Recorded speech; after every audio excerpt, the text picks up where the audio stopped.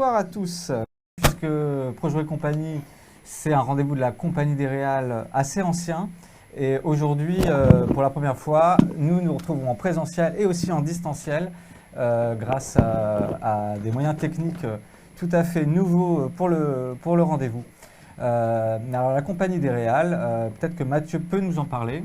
La Compagnie des Réals, c'est une association qui a 40 ans maintenant et qui réunit plein de réalisateurs de commandes. Mais l'idée, c'est de se réunir dans des métiers assez isolés et ça nous permet, par rapport à nos projets et nos films, d'échanger sur nos problématiques, soit avec nos commanditaires ou une forme de veille technologique, voire même juridique. On se réunit à travers des événements comme ce soir, comme Projouer et compagnie, mais aussi des événements dans des salons tels que le Satis professionnel et bien d'autres encore, dans des partenariats avec des festivals. Et nous avons donc aujourd'hui la chance de pouvoir avoir avec nous les commanditaires des films que les réalisateurs viennent présenter. C'est un peu la thématique du jour. Nous avons donc un échange qui va être encore plus riche. Et cet échange, vous pourrez donc aussi y participer grâce aux questions que dans la salle ici nous pourrons entendre ou aux questions que vous, depuis chez vous, pourrez laisser.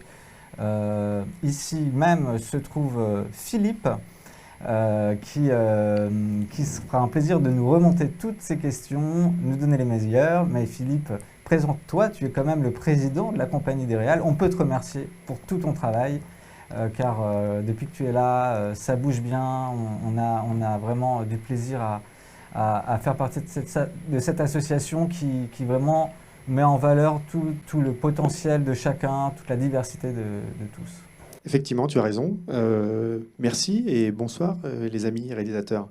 Vous l'avez très bien expliqué tout à l'heure, donc je ne vais pas répéter ce qu'est la Compagnie des Réals. Effectivement, l'objectif, en tout cas de ce soir, c'est de pouvoir effectivement présenter ces films avec ces commanditaires. Et donc, vous, spectateurs, vous avez la possibilité justement de pouvoir poser des questions qui, j'en doute pas, seront pertinentes et permettront justement d'avoir des réponses ce soir en face de ces deux pôles qui sont indispensables pour pouvoir faire un film de qualité. Donc, tout le monde s'y met, vous avez compris, au sein de la compagnie, tous les réalisateurs ont plusieurs casquettes. Et si ce soir, nous avons deux superbes réalisateurs qui sont aussi présentateurs, on a également la possibilité d'avoir des cadreurs qui sont aussi réalisateurs ce soir. Et moi-même, je vais m'occuper effectivement du chat. Donc, n'hésitez pas, envoyez vos questions et je retransmettrai tout ça à nos deux amis. Merci beaucoup Philippe. Je vous propose tout de suite de découvrir le petit menu de ce soir en vidéo.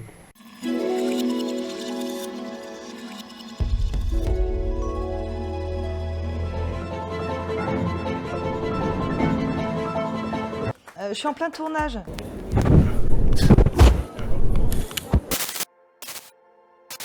J'ai notamment eu l'idée d'un film de science-fiction. Film de grand 1. Je vous en donne le pitch. Vous avez des moyens de couper quand même et de raccorder. L'État dégage les mains de mes poches, personne les plaint les pauvres. Une pandémie éclate. Ça, vous m'aviez pas préparé à ça. Les plus de 75 ans sont vaccinés en priorité. La théorie du complot. J'ai toujours avancé en essayant d'aider les autres. Seuls les vieux survivent. Au secours, on est rarement crédibles. Ils ont pour mission de repeupler l'humanité. Tous travailler ensemble pour un même but. Fin.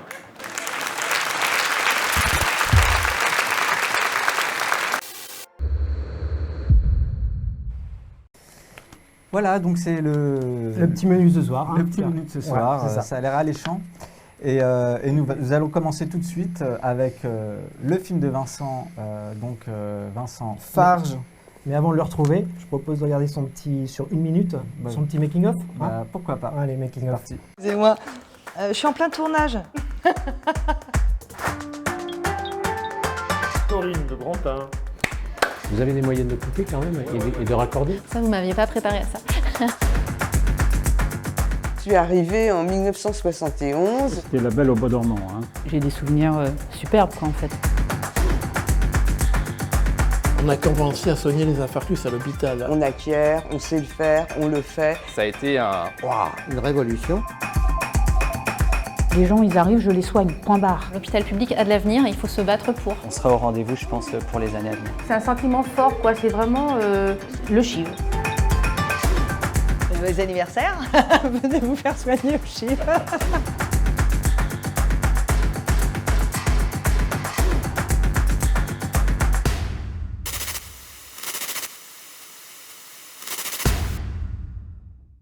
L'hôpital intercommunal de Villeneuve-Saint-Georges organisait les 50 ans, c'est-à-dire qu'il a été construit en 1971. Et il organisait donc l'anniversaire de ses 50 ans, et ce juste après la pandémie, en tout cas le grand pic de la pandémie. Donc il y avait tout un événement qui était prévu, qui a dû être reporté maintes fois. Et ils avaient l'intention de faire une série d'événements, dont une série de films et un film. Voilà. Donc il y a eu une série de portraits et puis un film un peu plus long qui retraçait l'histoire. L'intention du commanditaire était évidemment de marquer, de marquer cet événement, notamment sur les réseaux sociaux. Et donc c'est pour ça qu'il y a eu une série de 13 petits portraits pour être diffusés pendant 13 semaines.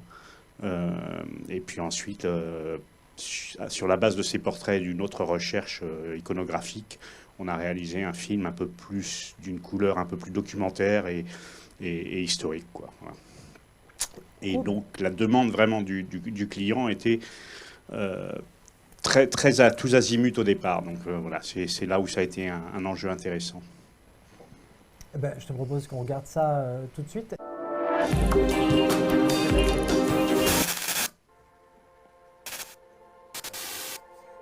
Villeneuve-Saint-Georges ne cesse de s'agrandir, de avant de parler d'une des dernières réalisations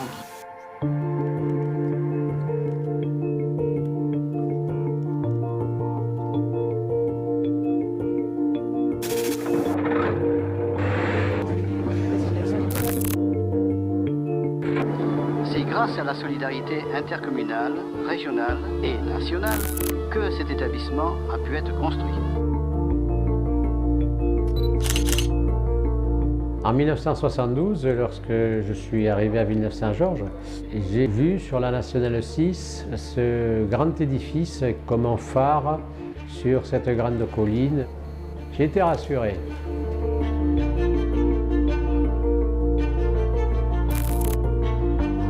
Le CHIV avait une réputation d'un hôpital novateur, d'un hôpital nouveau, et puis surtout de nombreux services hospitalo-universitaires. Il avait à ce titre-là une excellente réputation. J'ai eu cette grande chance finalement d'être dans un environnement très dynamique sur le plan intellectuel et qui m'a permis de travailler avec l'ensemble de l'hôpital.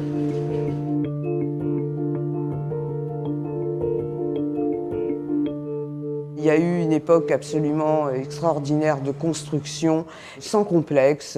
Ça existe, on apprend, on va savoir le faire, on acquiert, on sait le faire, on le fait et on est fier de ce que l'on a fait.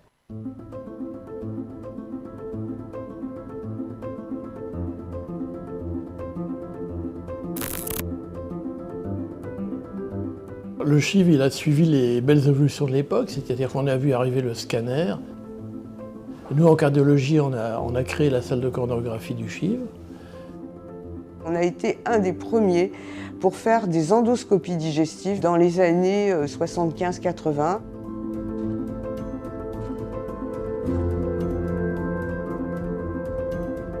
L'activité des services d'urgence, c'est entre 3 et 5% d'augmentation par an. On est obligé d'agrandir.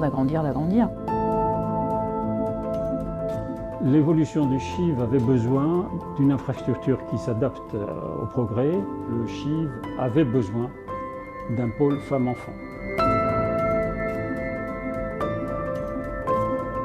Le fait d'avoir regroupé les différents services, chirurgie pédiatrique, maternité et puis toute la pédiatrie qui recueille les différentes unités de néonatologie, de pédiatrie générale et les urgences pédiatriques, c'est une réelle force. Ça veut dire que quel que soit en fait son âge ou sa pathologie, si on pousse la porte du pôle femmes-enfants, on va pouvoir avoir une orientation.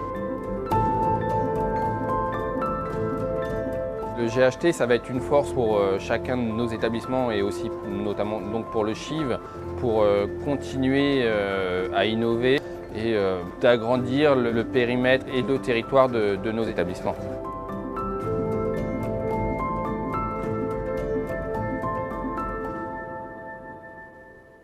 On a une population ici qui est en besoin. Il y a effectivement un désert médical, certes, mais il y a aussi une population importante, dense. Il peut y avoir aussi de la précarité. Il y a des besoins et on répond à ce besoin au niveau local.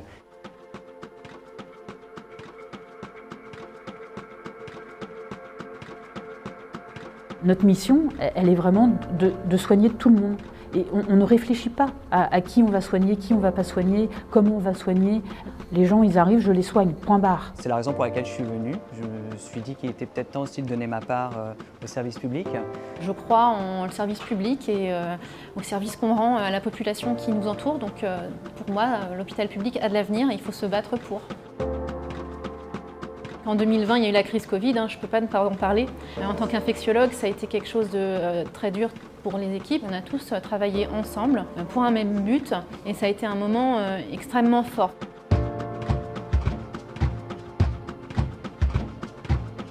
Nous, on a été d'une réactivité. Voilà, on a besoin de monter un hôpital de campagne en quelques jours dans le hall de l'hôpital, c'est fait quoi en fait. On a besoin d'aller chercher des masques en catastrophe quasiment en Belgique dans une camionnette, c'est fait quoi. Ils nous ont inventé des choses. Enfin, il y a quand même des valeurs humanistes au niveau du CHIV qui sont très prégnantes quoi en fait. Elles sont là quoi, basta. C'est là qu'on voit que le personnel participe à fond, enfin qu'il est partie prenante dans tout ce que l'on fait sur cet hôpital. C'est un sentiment fort, quoi. C'est vraiment le CHIV, c'est l'union. La relation humaine, les équipes, chacun est soudé, il y a une vraie solidarité. Tout ça au profit du patient. Le CHIV, il existe depuis 50 ans sur le haut de sa colline. C'est intrinsèque de la géographie de notre territoire que cet hôpital évolue au fur et à mesure du temps, réussisse à attirer les lumières, les compétences et à œuvrer de façon performante et toujours moderniste pour les gens qui habitent au pourtour. La crise actuelle a suffisamment démontré qu'on avait un rôle important. Et on sera au rendez-vous, je pense, pour les années à venir.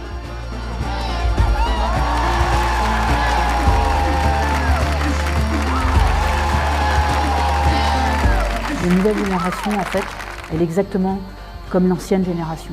Et donc, en fait, cette filiation, elle se fait, en fait, à l'hôpital de Villeneuve-Saint-Georges. Et ça, c'est vraiment quelque chose d'extraordinaire. Donc, 50 ans, ça va, c'est un petit chiffre, là. On est parti pour 1000 ans, donc il n'y a pas de souci.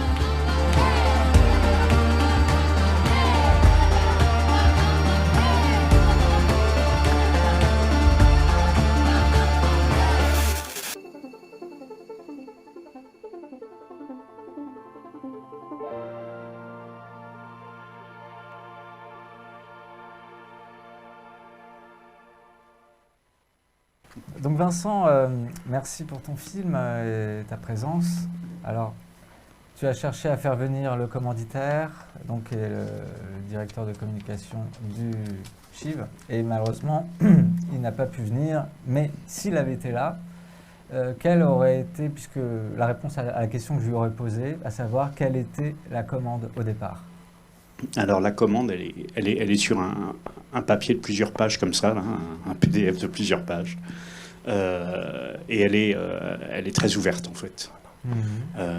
Il voulait, je mets les lunettes. Je t'en prie. Voilà, il y avait valorisé l'histoire du CHIV et son patrimoine, il y avait positionné le CHIV. Donc le CHIV, c'est Centre Hospitalier International, Intercommunal de Villeneuve-Saint-Georges, CHIV, voilà, c'est l'acronyme. Donc le positionner cet hôpital dans le territoire comme hôpital de proximité, mettre en avant l'esprit de communauté de la communauté hospitalière, informer sur les ambitions, les innovations, les projets à venir de l'hôpital, fédérer et fidéliser les soutiens des donateurs. Tout ça, c'était tout ce qu'il voulait mettre dans ce film. Tout ce qu'il voulait mettre dans sa communication en général, on va dire. Donc en fait, il était un peu pas très clair finalement, et il a fallu quand même que... Donc on a travaillé ensemble, ils ont mis... et puis quand je vois, il y a les cibles, et les cibles, c'était personnel de l'hôpital, professionnels des santé en ville, patients et visiteurs, grand public, institutions, élus, soutiens, donateurs, enfin bon. Alors comment t'y es-tu pris pour Alors, eux, de leur côté, ils ont mis en place un comité mémoire, plusieurs mois avant la mise en place des tournages. Donc moi, j'ai assisté à ces réunions de comité mémoire qui racontaient un petit peu la vie de l'hôpital, du temps où ça a été presque un hôpital universitaire, alors qu'il n'était pas du tout universitaire, mais il avait un petit peu il rayonnait un petit peu à côté de l'hôpital de Créteil, etc. Donc voilà ce que dirait aujourd'hui le commanditaire du film. Donc sachant que l'équipe de communication était assez récente aussi dans l'hôpital, donc il avait aussi à appréhender un environnement qu'il ne connaissait pas forcément par cœur. Ça faisait juste 1 an ou 2 qu'ils étaient là. D'accord ? Donc, et pareil pour la direction de l'hôpital, enfin tout est en plein changement. Voilà. Donc il fallait quand même essayer de marquer une empreinte au niveau de la communication pour l'interne et pour l'externe. Grosse pression. Voilà. Donc il y a eu un comité mémoire qui a été mis en place, et ensuite sur ce comité mémoire, on a décidé de travailler sur des témoignages à travers différentes générations qui ont été à l'hôpital. J'avais proposé à ce qu'on ne soit pas uniquement sur des personnels soignants, mais aussi sur des personnels péri-hospitaliers. Mais bon, ça a été trop compliqué à mettre en place. Mais il aurait été bien qu'on ait eu aussi des personnes travaillant à la logistique, enfin, ou des personnes, voilà, enfin, pour ramener cette communauté hospitalière. Voilà. Donc sur ces interviews qui ont été très ouverts en fait, moi j'ai passé 1 heure d'abord j'ai passé au moins 2 heures au téléphone avec chaque personne interviewée pour essayer de cibler un petit peu le travail. Ils m'ont laissé un peu carte blanche à l'hôpital du coup, parce qu'ils étaient aussi en pleine restructuration post-Covid. Ils étaient très très sollicités par tous les médias, etc.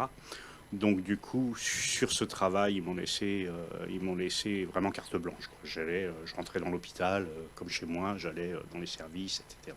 Mais est-ce que c'était pas une difficulté aussi de devoir trouver tes marques, alors que bien souvent, ils n'étaient pas forcément prévenus de ta présence, que tu mettais un peu les pieds dans le plat, tu as dû quelque part un peu galérer, non ? Ça a été, à part effectivement parfois les services de sécurité qui se demandaient si j'étais pas une équipe de télé qui filmait sans autorisation, quoi. Mais okay. Voilà, mais bon, non, sinon les rendez-vous étaient pris et puis ça s'est fait, quoi. Voilà. Tu me disais vraiment les filmer dans les contextes de leur métier, et c'était une très bonne idée, mais qui s'est révélée finalement assez difficile à réaliser parfois. Oui, c'est ça, c'était l'idée de mettre en place un studio au sein même des services, quoi, de les interviewer dans les services. Donc par exemple, la chef des urgences qui a géré toute la crise Covid notamment, et qui est partie juste après la crise Covid parce qu'elle n'en pouvait plus. Elle a donné SADEM, enfin elle n'a pas donné SADEM, elle a changé de secteur en fait. Voulait faire ça au SMUR, là où il y a les ambulances, et on a eu la chance. Et donc, en fait, c'était le studio, c'était l'endroit où pouvaient se garer 2 ambulances. Et c'était l'endroit où les ambulances arrivaient, prenaient les produits en pharmacie. Voilà. Et on a eu la chance, c'est qu'au moment de tourner, il y a une ambulance qui est partie, ça nous a libéré un espace. On a tourné, on avait quand même un petit peu de lumière. Je dis on parce qu'on était une petite équipe quand même, mais bon, 2 personnes. Donc toi à l'image et ton preneur de son. Le preneur de son, oui, c'est ça. Et on avait un Forza 300 et puis des LED. Donc ça c'est le matériel lumière. Voilà, en lumière. D'ailleurs, on peut peut-être voir la fiche technique, qui est juste derrière toi d'ailleurs, Vincent. Et pour le coup, cette fiche technique, elle nous sert quand même à voir entre réalisateurs rapidement les grandes lignes de la commande. Moi, ce qui m'intéresse dans cette relation avec ton commanditaire, qu'est-ce qui était le bénéfice du film au sein du personnel? Quelle est sa vie aujourd'hui après, une fois qu'il a été créé? que devient cet objet, quoi? Et puis quel l'impact il a eu sur le personnel? J'en parlais ce matin justement avec la responsable de communication, parce que bon, c'est les hôpitaux Confluence, donc il y a 2 hôpitaux en fait, un à Créteil et un à Villeneuve-Saint-Georges. Là, c'était sur celui de Villeneuve-Saint-Georges, et j'en parlais justement avec la personne. Donc, bon, d'abord, ils sont très fiers du film, ils sont très contents du film. Et en interne, ça a quand même révélé pas mal de choses. C'est-à-dire que quand je suis arrivé, que j'ai commencé à faire les interviews, il y avait vraiment 2 générations. Il y avait la génération du début de l'hôpital, qui avait connu le CHU, qui avait connu une équipe dirigeante, et voilà. Puis est arrivé par-dessus les nouvelles lois santé-hôpital qui ont paupérisé l'hôpital public. On est dans un hôpital public, hein, on est dans un service public. Et donc on connaît toutes les tensions qu'il y a aujourd'hui au niveau des infirmières, au niveau des soignants. Et donc moi je suis arrivé là-dedans avec ma caméra quand même aussi. Et donc j'ai eu d'ailleurs quelques personnes qui étaient épuisées, mais moralement et physiquement épuisées. Là, et quoi, on le sent la dans deuxième vague, troisième vague du Covid. Ouais, c'est ça, ouais, troisième vague. Là. Et on sent la personne qui est au responsable des maladies infectieuses, là, chef de service. On sent qu'elle a la voix. Voilà, il y a eu beaucoup d'émotions, il y a eu des larmes hein, sur les interviews, etc. Mais finalement, le côté avant, après, etc., on s'est aperçu que ce qui est ressorti, c'est qu'il y a effectivement une vraie communauté et un vrai désir de servir les populations, quoi. Que la scientifique moelle de leur métier reste là malgré les difficultés. Et donc ce film a permis déjà de révéler ça. Et je pense que les gens qui ont participé, qui au début ne voulaient pas trop être filmés, etc., puis finalement on dit allez, on y va et tout, sont assez fiers de l'avoir fait. Il y a eu tous les interviews aussi qui n'apparaissent pas dans le film, mais qui sont dans la série des interviews. Où on va un petit peu plus loin sur des choses qui ont pu se passer. On parle de la crise du sida, on parle de la crise de la canicule aussi, où ils ont été en première ligne, on parle et puis des innovations bien sûr aussi qui ont pu se passer, quoi. On apprend énormément de choses sur l'histoire de la médecine à travers, donc ça a été très intéressant pour ça. Donc le commanditaire, lui, fait vivre ce film aujourd'hui, il a des retombées. Donc ce film, il est projeté dans le hall de l'hôpital. Il est sur les réseaux sociaux. Il est projeté dans le hall de l'hôpital où ils ont mis un espace d'exposition pour les 50 ans, en fait. Voilà. Et normalement, on devrait refaire une commande là avant la fin de l'année avec quelque chose de plus festif et de plus interne, en fait. Voilà. Le flash mob qu'on voit a été aussi réalisé à la sortie du... En drone, là. C'est les prises de vue en drone. Là. Les prises de vue en drone, c'est vraiment quelque chose qui a été un acte de communication interne pour remercier le personnel de l'hôpital pour qu'ils se défoulent un peu. Donc ils dansaient dans les services, etc. Ils se filmaient. Et derrière, on a fait le flash mob tourné en drone, etc. Voilà. Super, je ne sais pas si on a des questions, parce que vous pouvez vous interagir derrière votre post sur la chaîne YouTube, normalement, ou même peut-être les gens connectés sur le Zoom qui nous suivent en direct. Il ne faut pas hésiter s'il y a des questions à Vincent, parce que... Est-ce que Philippe, tu es là? Je suis dans la salle, et effectivement, pour l'instant, je n'ai pas vu de questions sur le chat. Par contre, moi, j'en ai une question, justement, ça tombe bien. Vincent, par rapport à ton parcours, est-ce que tu peux nous dire, justement, comment tu as rencontré, justement, ce commanditaire? Est-ce que c'est quelque chose que tu as travaillé? Est-ce que c'est par rapport au film que tu as pu faire que tu as été remarqué? Comment est-ce que ça se passe réellement et comment tu as pu, donc, justement, initier ce projet avec eux? Bah, je pourrais la jouer, oui, ça a été, j'ai été repéré, machin et tout, non, pas du tout, c'est le pote d'un pote, en fait, hein. C'est souvent c'est comme ça que ça se passe quand même, quoi. Voilà, et il m'a fait travailler une fois, il a été content, après il a fait travailler d'autres gens, il n'a pas été content, il est revenu vers moi, donc ça c'était pour un autre, à l'époque où il travaillait à la communication d'un autre groupement médical, mais moi j'ai toujours voulu travailler, j'ai toujours voulu travailler sur ces thématiques médico-sociales et médicales et sociales en fait. Donc du coup, ça a été pour moi un vrai point d'entrée. C'est vrai que je m'épanouis bien là-dedans, il le sent, il me fait entièrement confiance. Voilà. C'est peut-être le temps pour nous de passer à nos prochains invités. Merci beaucoup. Merci. Merci à vous. On a une question sur Zoom, on me dit. Oh, question sur Zoom, on la rate pas. Comment tu as géré avec les images d'archives? C'est toi qui les as sélectionnées? S'il y avait une grande banque d'images? Je me demandais un peu comment tu avais géré cette partie-là. Alors en fait, eux avaient une grande banque d'images d'archives.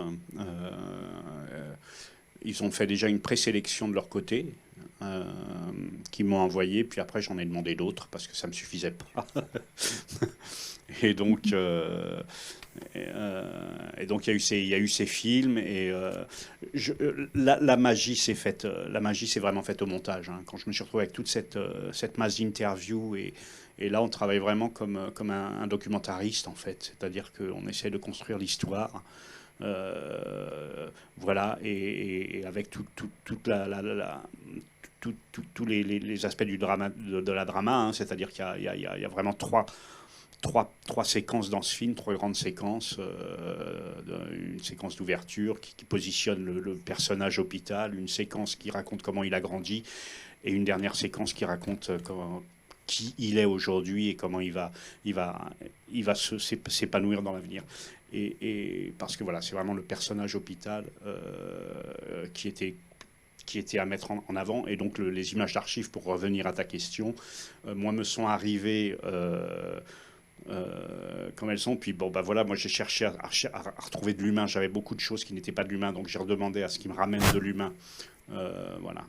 Il y a des images d'archives qui sont quand même assez drôles quand on voit les infirmières au garde à vous face aux cravatés qui font l'inauguration de l'école d'infirmières, etc. Enfin bon, il y a quand même des choses où on se dit waouh, on est dans un pays quand même super macho, quoi. Bon, eh bien, en tout cas, merci pour cette question. Merci. On vous retrouve tout à l'heure. Merci Vincent pour ton film, d'être venu nous en parler. Et on va tout de suite passer à la suite du programme. Donc on va passer l'affiche du prochain clip de Clément Selin. Merci Vincent. On peut l'applaudir aussi. Merci Vincent. Et on va demander à Vincent et Ekekil de venir avec nous. Et pendant ce temps, on va diffuser un extrait de son dernier clip qu'il avait projeté ici même. Pour mémoire.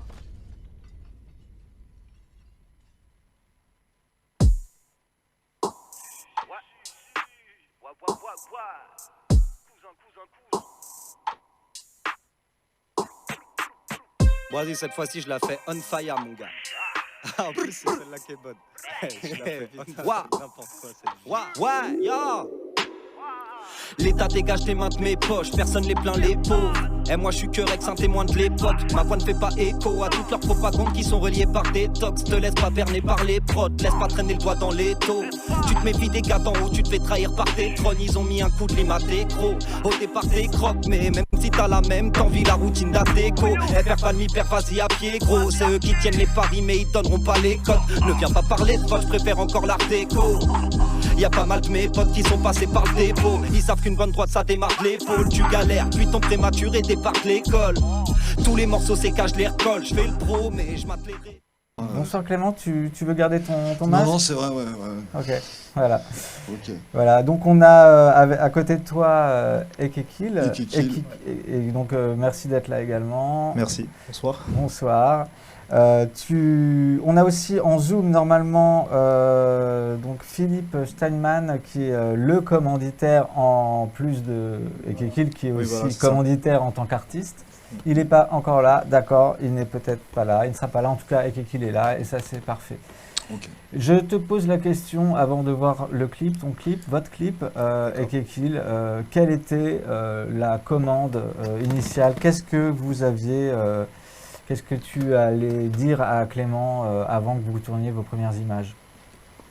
En fait, tout est parti d'un morceau, d'un de mes morceaux qui en fait C'est Philippe qui m'avait sollicité pour une compilation. Donc Philippe Steinman. Voilà. Et la compilation, c'est la compilation qui s'appelle Corruption. Corruption. Voilà, c'est une compilation avec pas mal d'artistes variés.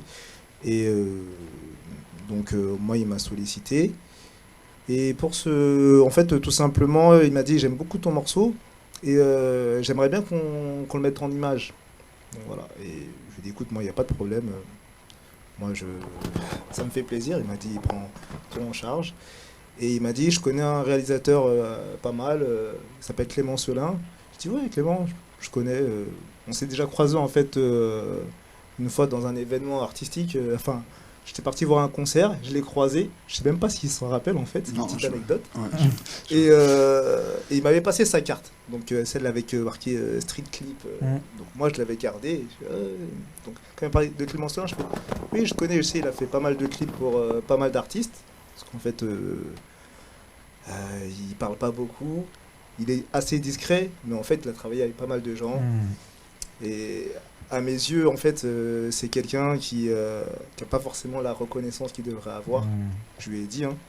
Et donc, moi, je lui ai dit, écoute, moi, ça me fait plaisir de collaborer avec lui. Et je lui ai dit, vas-y, c'est parti. Donc, c'était carte blanche. Voilà, c'était vraiment carte blanche. Et parce que de base, je suis un artiste assez ouvert. Et je pense qu'au niveau du morceau en lui-même, il y a déjà des images qui se mettent en place. Donc ça laisse vraiment libre recours au réalisateur de pouvoir vraiment mettre sa touche derrière. Moi, je suis venu en tant que auteur-interprète sur le morceau. Après, moi, je lui ai dit, écoute, je te fais confiance, écoute le morceau et vois ce que tu peux faire. Eh bien, on va voir ce qu'il a fait.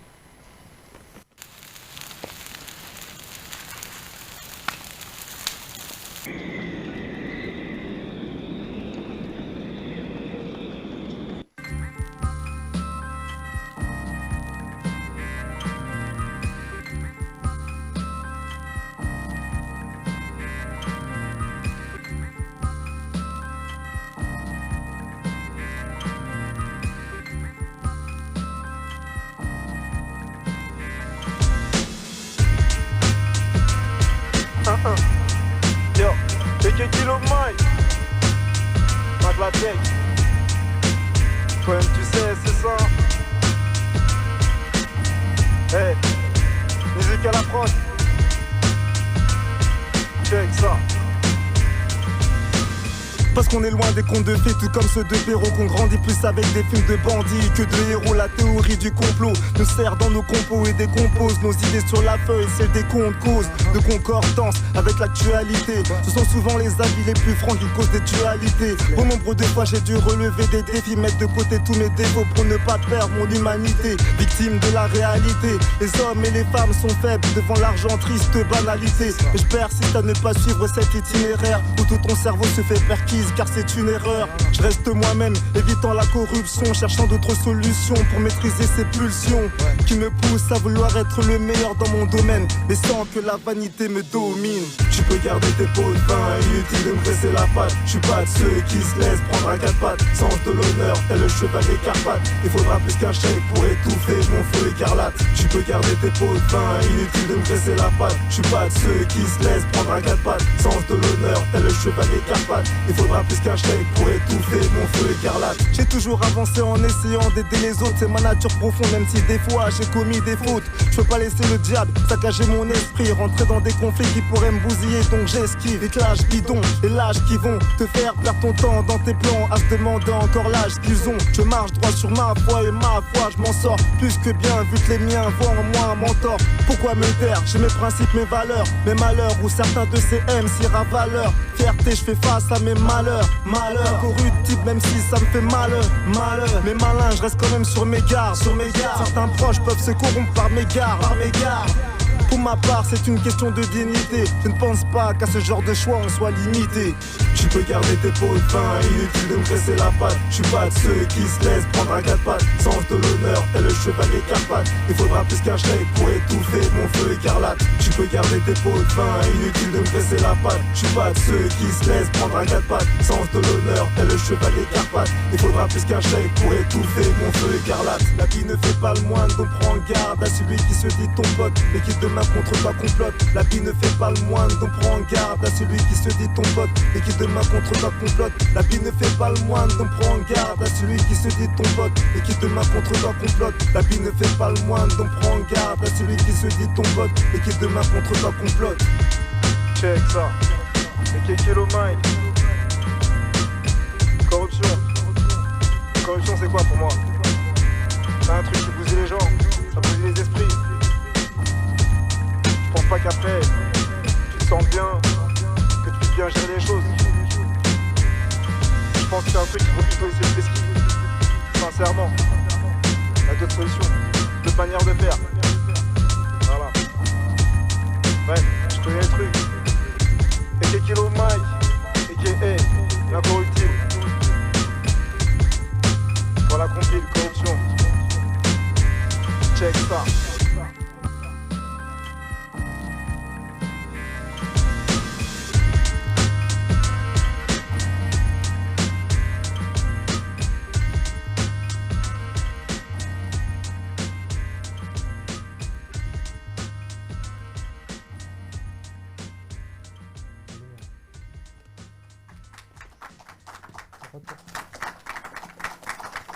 Bravo. Bon, je crois que le public a bien apprécié. Clément, on a vu qu'il y avait du reverse, on a vu qu'on avait un peu de stop motion, j'ai repéré du fond vert. Explique-nous un peu ce que tu as voulu faire avec les équipes. Bah déjà, c'est un morceau que j'ai beaucoup apprécié et je suis parti du titre en fait sur l'idée de l'incorruptible. Donc déjà au niveau vestimentaire, on a choisi en fait de l'habiller un peu dans le look du film les incorruptibles, voilà. Voilà, et l'idée c'était de montrer un monde en fait qui tourne à l'envers, en fait, enfin qui marche à l'envers, voilà, enfin qui et donc tandis que l'artiste lui marche droit et incorruptible. Le procédé, c'est que l'artiste marche à l'envers et donc tu laisses tourner pendant que les gens eux marchent à l'endroit. Voilà, c'est ça. Ça a dû faire un peu bizarre, non, Kékine, de voir les gens t'observer comme ça. Non c'était pas évident.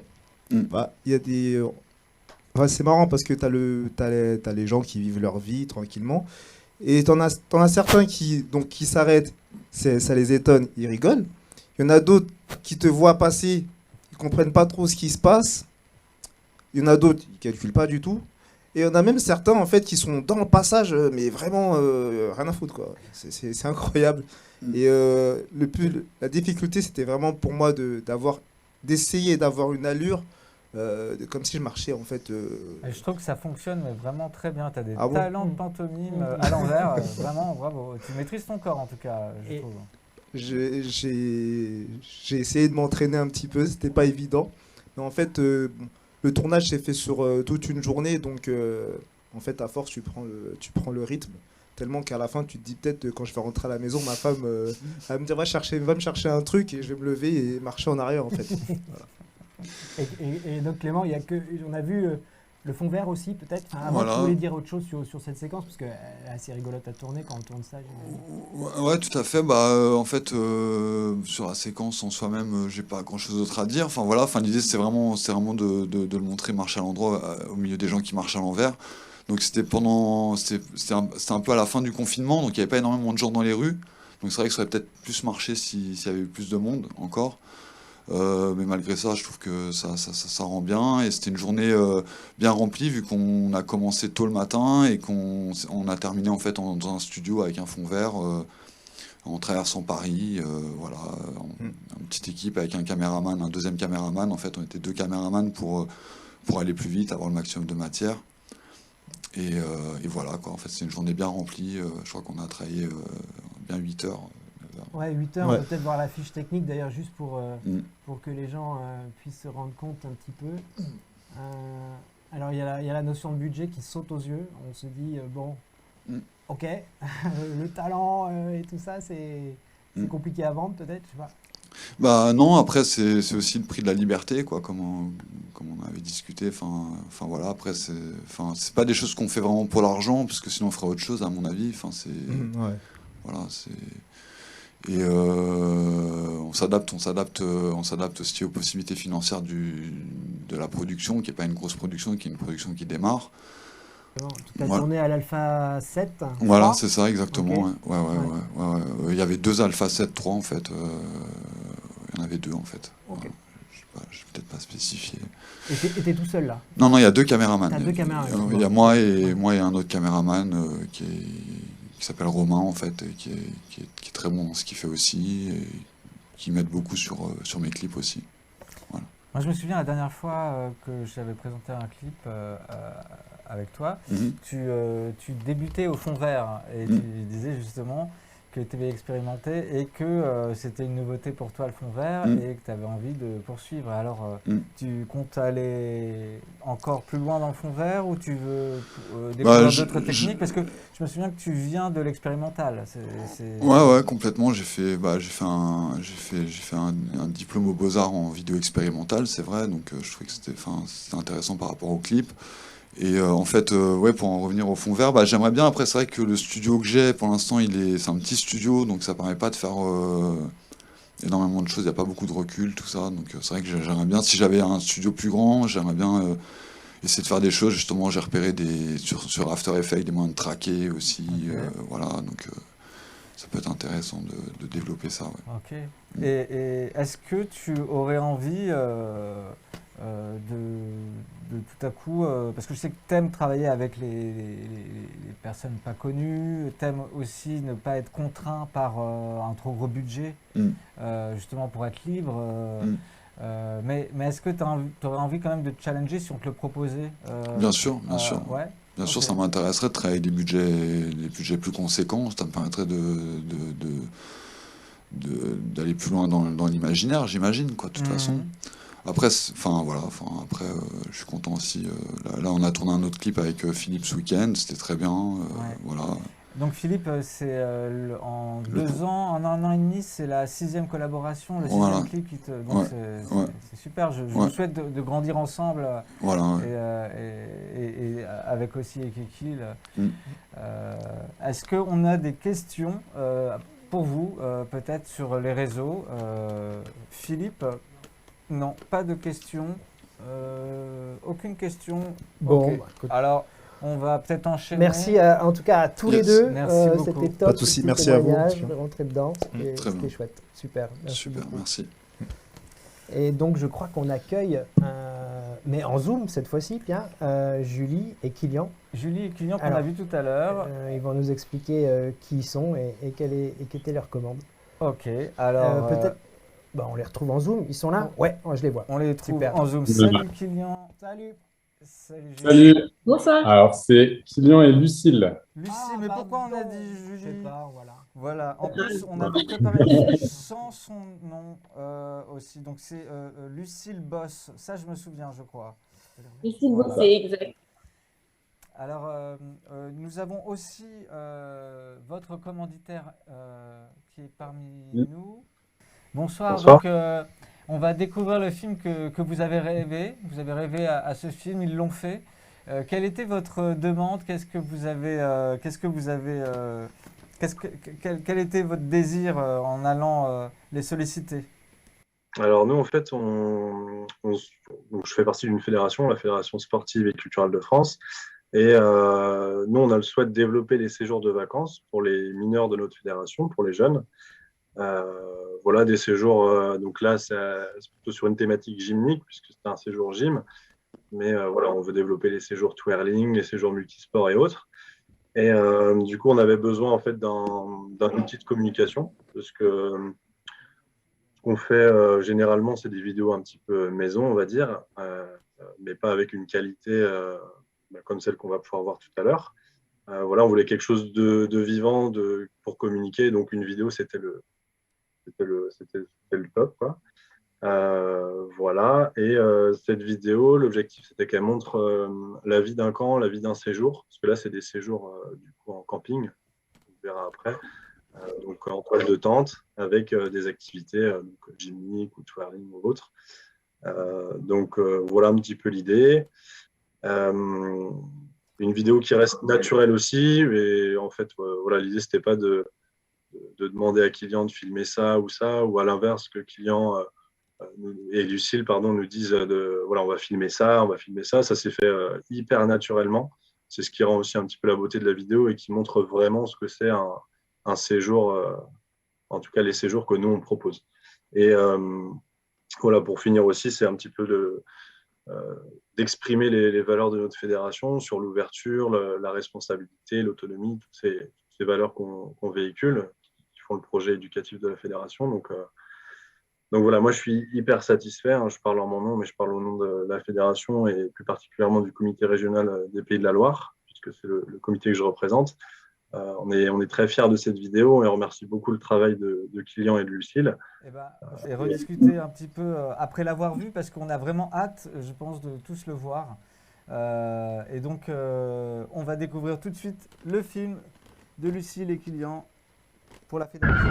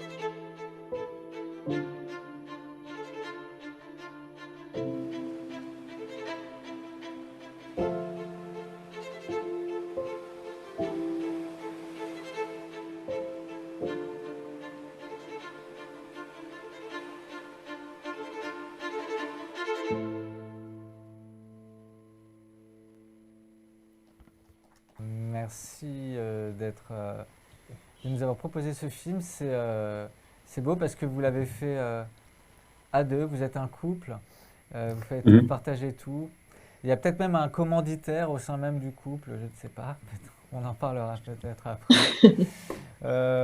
En tout cas, je voulais savoir, voilà, c'est depuis, donc je crois, oui, 1 an, vous avez créé votre entreprise et vous avez à cœur de montrer votre savoir-faire, d'être comme ça, d'être dans la promotion de votre savoir-faire. Et du coup, on sent que vous vous donnez à fond et à tel point que je crois que vous êtes resté dormir avec ces jeunes pendant 5 jours, c'était quasiment une technique de documentaire. Ouais, bah, c'est ce qui était intéressant, vraiment de vivre la chose en intégralité. Moi, j'ai fait 3 jours en animation avec Emilien auparavant, comme ça, je me mettais un peu plus à la place aussi des animateurs. Et on a fait le choix, voilà, de partir toute la semaine avec les jeunes, qui ne ressentent pas qu'on soit une équipe de tournage, mais plutôt qu'on fasse partie de leur groupe, qu'ils acceptent un peu plus nos caméras. Et on voyait au fur et à mesure de la semaine, c'était beaucoup plus facile. Les jeunes venaient vers nous et nous disaient bah, « Tiens, est-ce que je vais faire une roue? Est-ce que tu peux me filmer ?» Donc voilà, au fur et à mesure que la semaine avançait, c'était de plus en plus facile et on a réussi vraiment à créer un lien avec eux. Et c'est aussi ce que Lucille arrive très facilement à faire. Donc, mais encore, c'était intéressant d'être un duo. On ne filme jamais la même chose, on n'a jamais les mêmes ressentis avec les personnes et on arrive à diversifier un peu nos images grâce à ça. Donc vous avez une complémentarité dans votre travail. Et alors, face aux commanditaires, vous êtes tous les deux ensemble dans la relation, comment ça se passe? C'est plus de mon côté aussi, ça. Ouais, en fait, on a deux parties dans notre entreprise. On a une partie sur les mariages et on a une partie sur les entreprises.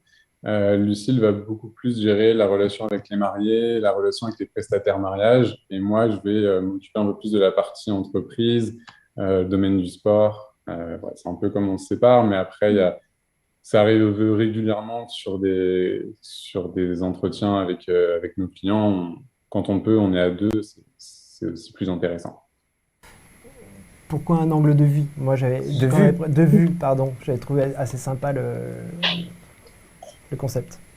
En fait, on est parti du point de vue qu'on n'a pas forcément le même regard sur les vidéos, on n'a pas les mêmes intentions quand on filme. Et du coup, on a 2 points de vue à chaque fois, on a 2 angles de vue différents, mais ça se retrouve dans une seule vidéo. Et on trouvait le nom, un angle de vue plutôt bien adapté, parce que même dans la partie montage, en fait, là par exemple, sur la vidéo de la FSCF, encore une fois, quand on rentre du tournage, Lucie va s'occuper de toute la partie pré-montage, donc de choisir les séquences vidéo qui sont dérochées, les séquences vidéo qui sont intéressantes à mettre en place.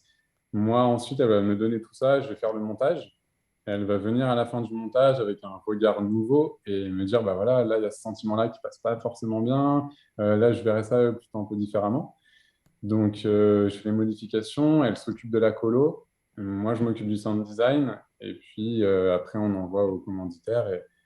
Et pour l'instant, on n'a pas trop de modifications à faire à chaque fois. Donc voilà. Double regard, hein, c'est ça. Un double regard sur le montage, tous les deux. Et on peut peut-être retrouver notre commanditaire pour savoir quels sont les bénéfices du film, comment il a été apprécié, même si vous l'avez dit tout à l'heure un petit peu. Ouais, alors beaucoup de retours des familles.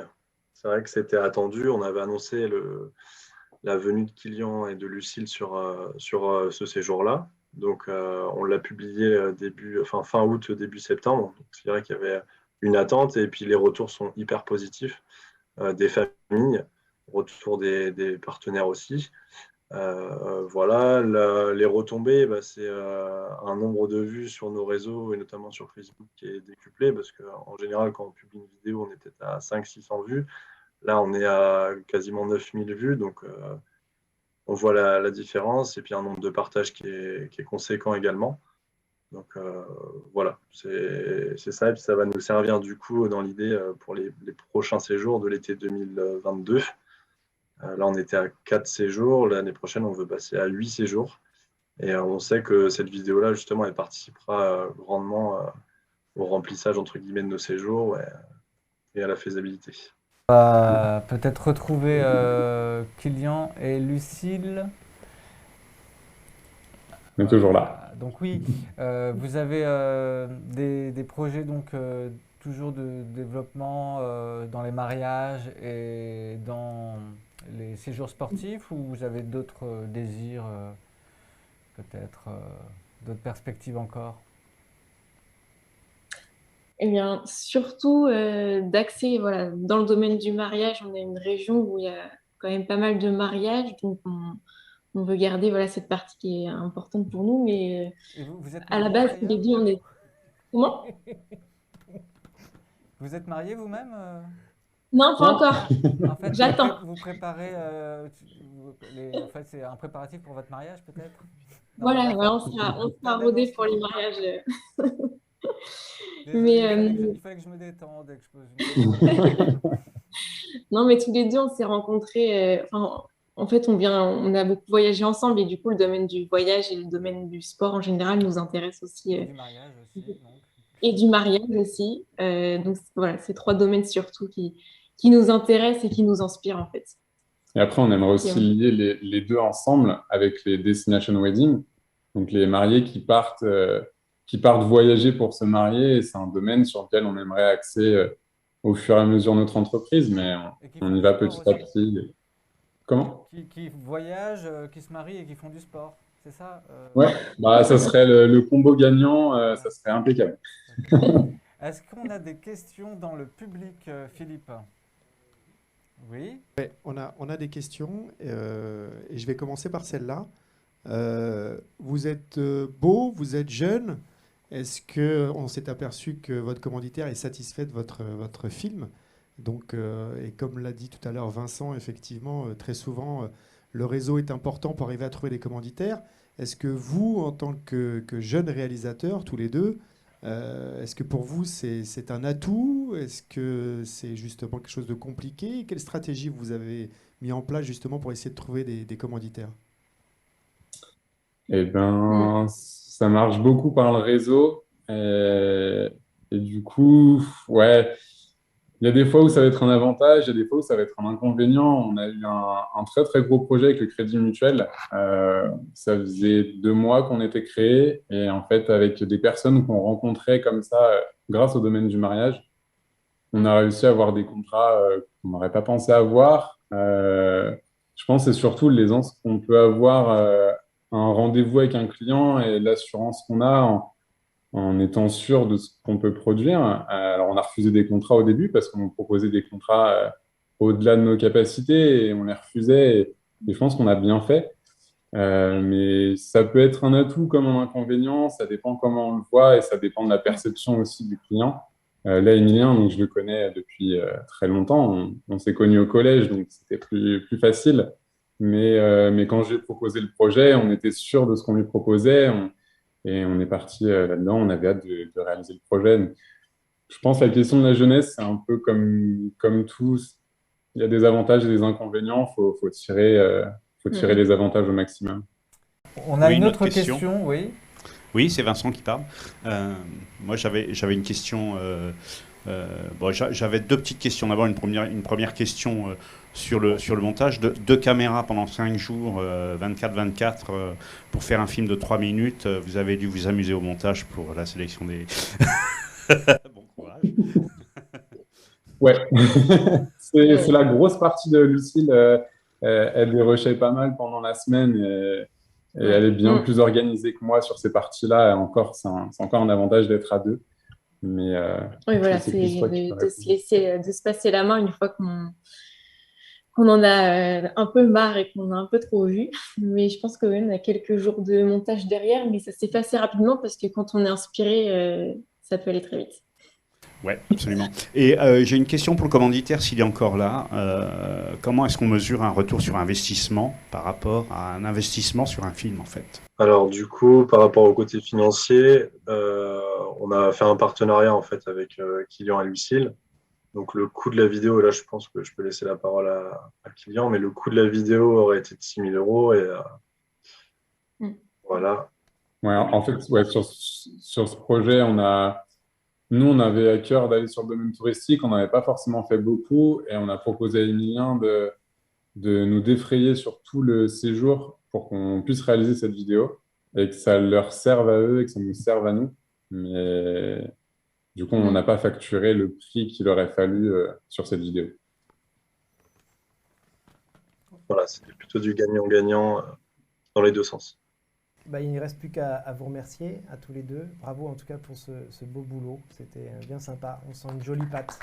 Une très jolie patte. On peut les revoir, Kylian, et au revoir. Voilà, à bientôt. Merci. Revenez quand vous voulez. Maintenant, on passe au film suivant, et le film suivant, c'est toi qui le présentes. Alors, il va falloir que tu changes de place. On va avoir un extrait de ton travail du spectacle de Jean-Luc Lemoine, Brut.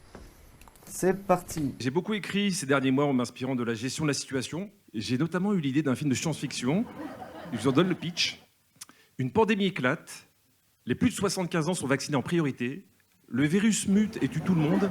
Seuls les vieux survivent. Ils ont pour mission de repeupler l'humanité. Fin.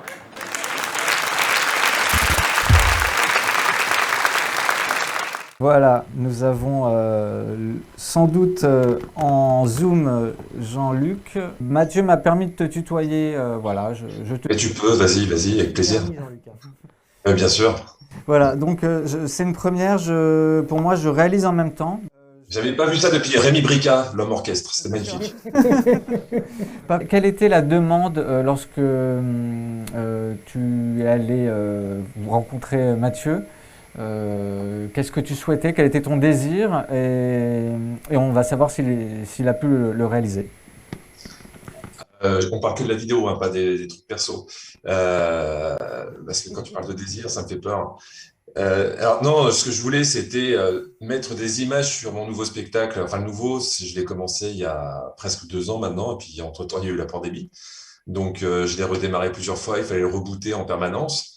Et je me suis rapproché de Mathieu parce que je cherchais à faire des images du spectacle. Le spectacle s'appelle Brut, et je voulais des images qui soient cohérentes avec le concept, c'est-à-dire qui montrent un peu le spectacle sans artifice.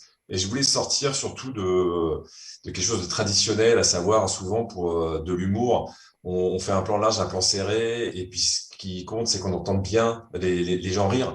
Moi, je voulais vraiment sortir de ça, donc je voulais un truc un peu plus esthétisant, un peu plus dans des images volées du spectacle. Donc, j'avais vu le travail de Mathieu, je m'étais intéressé à ce qu'il faisait. On en a parlé, on a beaucoup parlé en préparation parce que c'était un projet un peu compliqué. On ne savait pas quand est-ce qu'on allait vraiment jouer. Là, ça s'est tourné à Avignon pendant le festival, et le festival, jusqu'au dernier moment, on ne savait pas s'il allait vraiment se tenir. Donc, on s'est entendu, et puis il m'a suivi dans cette aventure. Écoute, je te remercie pour ta réponse. Je pense qu'on a tous envie de découvrir ce travail, et on se retrouve après. À tout de suite.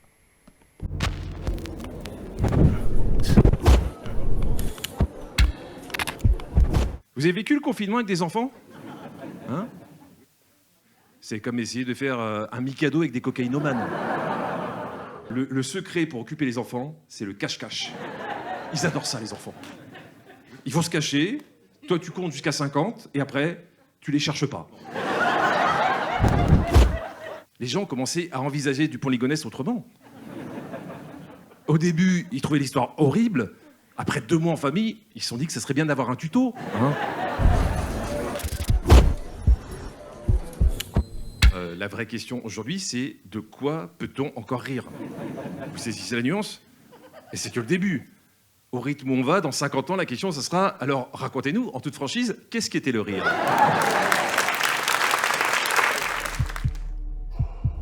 Je vous le dis tout de suite, il n'y aura aucune blague dans ce spectacle sur Jean Castex. Je suis désolé. Hein, sinon, ça passerait pour de l'amertume ou de la jalousie. Il y a des règles dans mon métier. Tu critiques pas un mec qui est plus drôle que toi. Le mec, il est arrivé, il a tué le game tout de suite. Hein. Il est arrivé en conférence de presse. Oh, elles sont où mes lunettes? Oh, bah dis donc, elles sont sur mon nez. Et là, on s'est dit, on est mort. Voilà,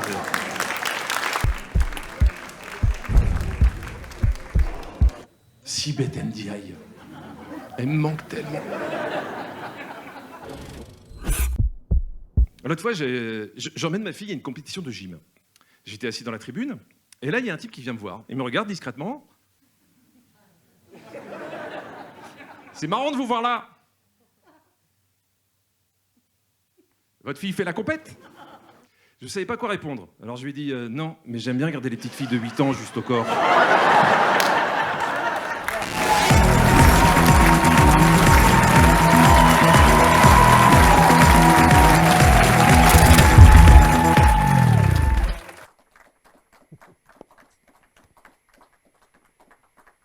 Voilà les Bon, ça rit en applaudissements salle. nourris dans Très notre content. salle, pas très remplie, mais Bah, en tout cas, le bien civette, il a remplie. bien marché là. Oui, Enfin, ah ouais, moi, ouais. j'ai bien aimé. Voilà, bah écoute, Mathieu, comment as-tu réussi à rendre en image, donc je vais pas dire le désir, mais je vais Si, un peu. Si, je peux dire le désir? Ouais, vas-y, tu peux. Je peux, c'est bon? Oh, ça y est, on a passé un palier là, c'est bon. Ouf. De Jean-Luc. Non, mais déjà, moi, je voulais dire que c'était une super rencontre. Vraiment, il y a eu un flash artistique et bah, forcément, quand tu as Jean-Luc Lemoine qui vient en disant bah, ton boulot, c'est sympa, alors que moi, je trouve son boulot super sympa depuis déjà quelques années, je me suis dit, bon, bah, génial, banco, allons-y. J'avais l'habitude de filmer la magie et moins le one-man show, l'humour et tout ça. Et moi, j'aime beaucoup me marrer quand je fais mon métier. Donc bah là, je fais ce métier pour vivre ces moments-là. Donc on a passé 3 jours à Avignon. Jean-Luc avait 8 représentations. On a capté sur 2 soirées. Après, on a eu des galères, hein, Jean-Luc, sur l'annonce avec Macron qui a un peu brisé l'élan du festival puisqu'il remettait le pass sanitaire à ce moment-là.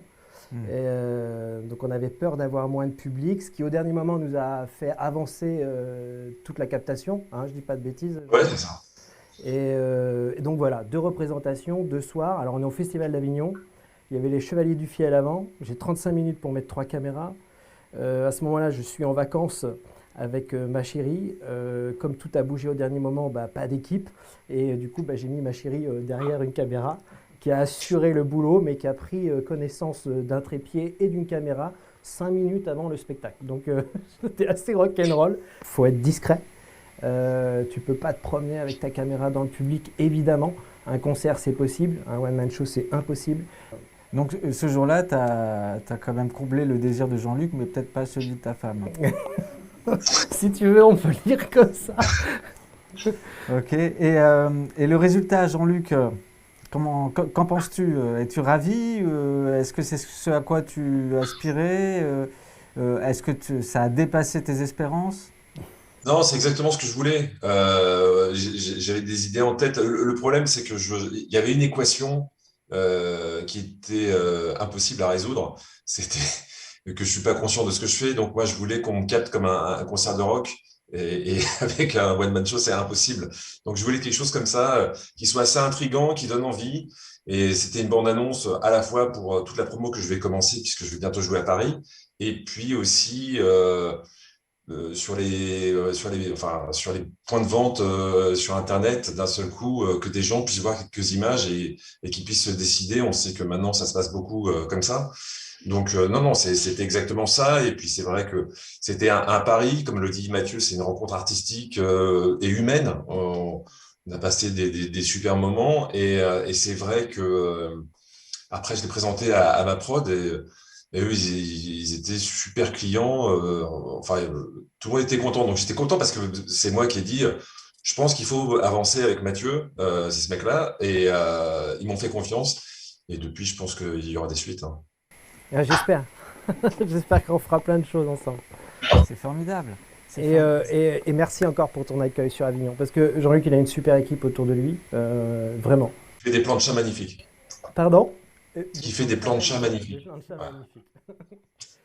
Je me posais la question, est-ce que le public derrière nous ou le public sur les réseaux, si on a fini par résoudre le problème des questions sur le réseau? Petite question ici sur les plans coulisses, donc c'est le côté concert de rock en fait, c'est ça? Oui, moi, ce qui a été très pratique avec Jean-Luc, il a été très clair dans sa commande, c'est-à-dire qu'il m'a montré 2 vidéos. Il m'a dit, ce que je veux pas. Ce que je veux. Alors dans ce que je veux, c'était, comme l'a dit Jean-Luc, un concert de rock. J'ai dit oui, mais vous n'êtes pas 5 sur scène avec le public sur les mains. Enfin voilà, tu imagines que ça a bougé de partout. Et donc voilà, l'idée c'était de se raconter cette petite histoire en partant de l'affiche. Et ensuite décliner le fait que Jean-Luc allait arriver sur scène. Et tous les sketchs, il les revoyait dans son esprit. En fait, il se préparait à monter sur scène. Donc moi, je voulais filmer ça. On n'a pas eu beaucoup de temps parce qu'encore une fois, avec ces changements de set entre les salles de spectacle, je crois qu'on a fait ça en 45 minutes. Mais moi, mon idée, elle était claire. C'était de se dire, tiens, on parle de la loge, on va dans les couloirs et hop, au moment où tu rentres sur scène, l'idée c'était de t'accompagner. Alors tout ça c'est évidemment triché, il n'y a pas de public sur scène dans la salle. Mais en tout cas l'idée c'était de rentrer avec lui à la fin de ces différents sketchs et de refinir sur l'affiche. Donc c'était un peu la note d'intention que j'avais envie de donner à Jean-Luc. C'est exactement ça. Après, c'est vrai que entre mon désir et on a trouvé un bon compromis.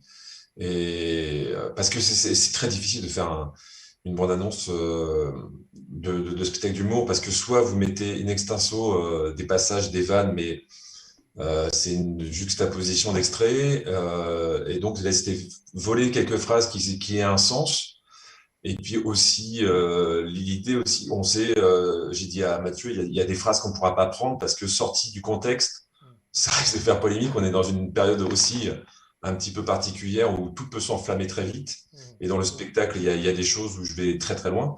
Mais sorti dans une bande-annonce, c'était pas possible. Donc, il fallait que ce soit assez incorrect, notamment avec la dernière vanne sur ma fille qui fait de la gym et moi qui regarde des petites filles. Mais voilà, c'était...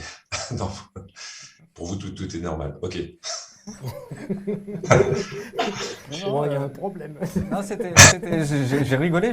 Enfin, je veux dire, l'effet est là. En plus, ça arrive à la fin. Non, c'est assez bien fait, assez percutant, assez brut. Moi, je trouve que c'est un beau résultat et je vous souhaite vraiment que ça vous serve. En tout cas, allez voir ce spectacle. Moi, je l'ai trouvé absolument génial, vraiment. Allez-y. En tout cas, je sens que vous avez une belle relation et une belle collaboration présente et future, je suppose. Et c'est beau, voilà. C'est aussi des histoires d'amitié, les relations réalisateur-commanditaire. C'était aussi, quand tu as une aventure comme ça, et notamment à Avignon, où tu partages un peu plus que le moment de captation. Enfin, moi, je sais que quand je monte mes équipes techniques, j'essaie de juger d'abord les gens sur leur boulot, et puis après, je veux être sûr d'avoir envie d'aller boire des coups avec. Mais c'est un bon critère de recrutement, c'est pas mal. Je crois qu'il y a une question dans le public, peut-être Philippe ? Oui, une question pour le réalisateur. Est-ce que justement, tu as parlé de magie tout à l'heure, tu fais aussi du film institutionnel. Est-ce que cette pluralité de genre, justement, t'aide pour cette créativité ?